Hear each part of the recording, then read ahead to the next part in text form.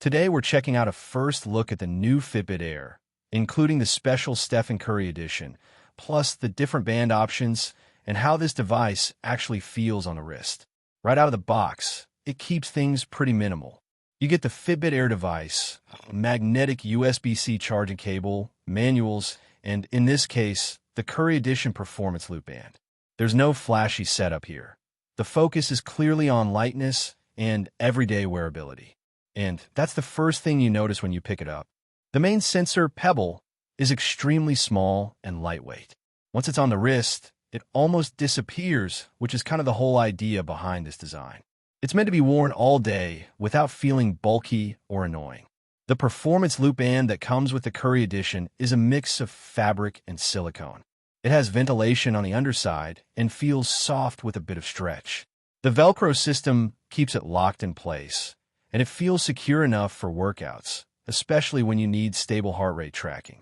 It's also very low profile, so it sits clean on the wrist. Then there are the other band options.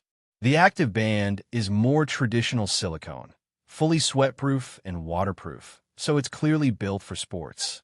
It's durable, but the tuck-in style closure isn't the most convenient if you're used to quicker strap systems. The elevated band is the more stylish option. It's designed to look a bit more premium and fashion-focused. It locks in using internal ridges, and it actually holds surprisingly well. It looks good for everyday wear, but it doesn't sit quite as flat as the other bands, so it's more about style than pure sport comfort. The main device itself holds all the sensors: heart rate, motion tracking like accelerometer and gyroscope, and temperature sensing. It snaps in and out of the bands easily, so switching styles doesn't take much effort. Charging is handled through a magnetic USB-C cable that attaches cleanly and works from either direction. You do need to remove the device to charge it, unlike some competitors, but there is fast charging support, so a short charge can give you a decent battery boost.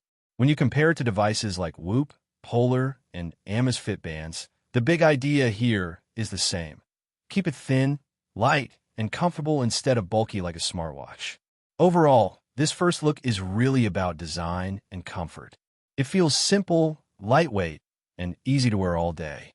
The real performance and accuracy testing will come later once the app is fully available.